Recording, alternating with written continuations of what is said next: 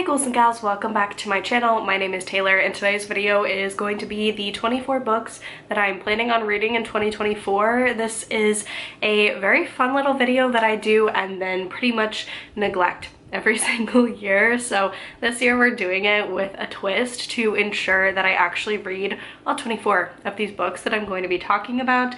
This is my 24 in 24 books where I already own all of the books that I'm going to be talking about in this video. So a little bit of an owned TBR. Last year I really had as one of my reading goals to prioritize reading books that I own, to only bring in books that I absolutely love and just curate a library full of books that I really enjoy instead of just buying every single new release. So that is what we're going to talk about today. All of these 24 books I already own and have on my shelves either physically or via audiobook. So I think this is going to be a great way to ensure that the amount of unread books that I own stays at a manageable amount and ensures that I do some backlist reading, even if it's more recent backlist reading, because I feel like every single year I had so many anticipated releases for 2023 and I didn't pick them all up. So 2024, we're gonna try and read all of these books. We'll revisit this video at the end of December, and future me, I hope we did it. I hope we did it. So fingers crossed, let's just go ahead and get into talking about all the books that I wanna read, starting with my physical books. The first book that I want to get to is The Golden Compass, His Dark Materials, Book 1 by Philip Pullman. This is the illustrated version, and I have read this series before. It's one of my favorite series. I absolutely love this book. This is such a gorgeous illustrated version, and I want to actually sit down and read it and enjoy it and look at all of the illustrations sometime this year. Next up, Jonathan Strange and Mr. Norrell by Susanna Clarke. I think this is one of the oldest books that I own on my TBR. Next up, we have The Ruin of Kings by Jen Lyons. This is the first in a fantasy series I think I'm really going to enjoy once I pick it up. And then the next couple of books, we have the rest of the Dark Tower series that I haven't read yet by Stephen King. We have Wolves of the Kala. We have The Song of Susanna with some excellent author photos on the back. Really enjoy those. And then last but not least, we have The Dark Tower itself. I feel like this is going to get an adaptation or adaptation news sometime this year, so I would like to pick it up. Next up, we have kind of an interesting one, 101 Horror Books to Read Before You're Murdered by Sadie Hartman. I just think this is going to be such an invaluable resource for me to keep picking up exciting horror books that I like. I follow Mother Horror on Instagram, and she just gives the best recs, so I'm excited to have this book in my hands. Next up, we have The Bone Season, the 10th Anniversary Special Edition by Samantha Shannon, aka The Bone Season, Samantha's version. This is one of my favorite series. It's kind of getting a reboot with some extra added information, so I am so excited to pick this up and see what was added and what new material that I now have in one of my favorite books. Next up, we have The Battle Drum by Sarah L. Rifi. I loved the first book in this series, and it is just a crime that I haven't gotten to this one yet, so I need to read it this year.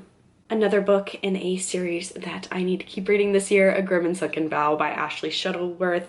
Absolutely love this series. It's a perfect mix of high fantasy and urban fantasy, and if you like fae stories, if you like queer fae stories, you need to read this series. I also want to read The Bone Shard War this year by Andrea Stewart. This is the third and final book in the Bone Shard Daughter series, I believe. Christopher Paolini's Murtagh is next. This is a book I have waited so long for. I've reread the Aragon series last year, and I am so excited to pick this one up.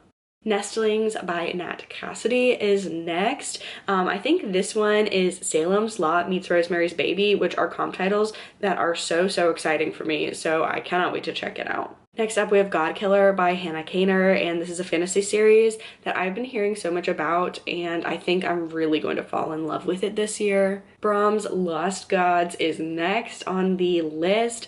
I have loved what I've picked up from Brahms, so I'm really excited to pick this one up as well. Next up, we've got Monstrous Volume 6, The Vow. Once I read this, I will be caught up, I believe. maybe not, I'm not sure, in the Monster series, but it's my favorite graphic novel series by Marjorie Liu and Sana Takeda. I absolutely love this story. The artwork is gorgeous and I cannot wait to get back into this world. Next up, we have a classic, Jaws by Peter Benchley. I have actually never seen the movie or read the book, and I would like that to change this year. Next up, we have Helter Skelter, the true story of the Manson murders.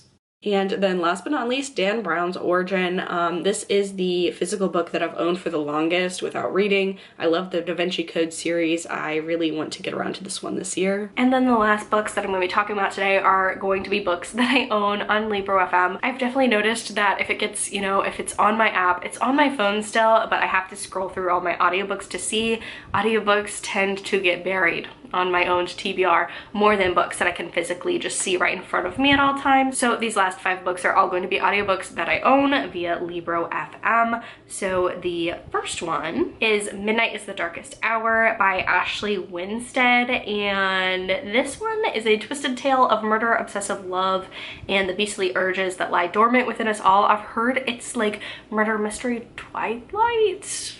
Wild, I know, but this one, I've read 2 books by Ashley Winstead before and really enjoyed them, so I have a feeling I'm going to enjoy this one as well. Just didn't get a chance to pick it up in 2023. Next up, I want to read A Haunting on the Hill by Elizabeth Hand. This is a retelling. It's the first ever novel authorized to return to the world of Shirley Jackson's The Haunting of Hill House. So I love that IP. I don't know if you can really call it like a franchise, but like the Haunting of Hill House TV show, one of my favorite TV shows of all time, so I definitely want to check this book out. Next up, we have Lilith by Nikki Marmry, and before Eve, of course, there was Lilith.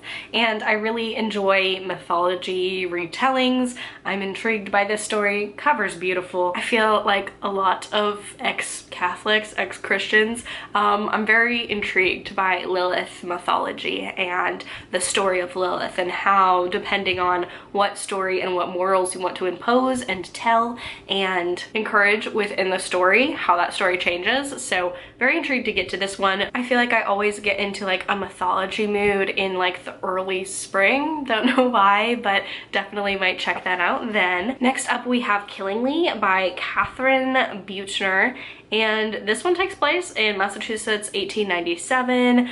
A girl goes missing from Mount Holyoke College, and this is apparently based on a real-life unsolved mystery, and it's an incredible historical portrait of academia, family trauma, and the risks faced by women who dare to pursue unconventional paths at the end of the 19th century. Sounds really good. Again, just one I didn't get a chance to read last year. And then last but not least, we have Chlorine by Jade Song. Wonderful cover. This is in the vein of The Pisces and the Vegetarian, and it's a literary coming-of-age narrative and also a dark, unsettling horror tale, I think, about a girl who either believes she can transform into a mermaid or transforms into a mermaid, something like that, but she's a competitive swimmer and wants to be better at her craft. I used to swim in high school, so not just in high school, but from like the time I could swim until high school, so it's an interesting subculture. So this one, I don't know why I didn't get to it. It has like all the boxes for like a perfect horror book for me, so I'm intrigued on reading it. Maybe I'll read it during Winterweed, maybe I'll read it and wait for more of like summer. The cover screams summer horror to me, so we'll have to see, but intrigued to read that one as well. And hopefully I counted everything correctly. If not, oh well. I'm kind of wondering how many years this is going to be a trend, because 24 books is a lot and it's just gonna keep on growing. Like, are we gonna stop at like 2030? Like, are we gonna keep on going? Because I can read 24 books in a year, but like that's a large number to have as a dedicated TBR. So yeah, I hopefully can get to all of these books this year. I would love to, because, you know, I own them. I would like to eventually get to all the books that I own. But that is going to be it for this video. If you enjoyed it, please be sure to give it a thumbs up. Leave a comment down below. Are you doing this challenge? What kind of books would you include on your 24 and 24? What's your priority TBR? Definitely let me know. Subscribe to the channel for all of the bookish, cozy gaming content. Stay safe, stay spooky, and I will see you all in my next video. Bye!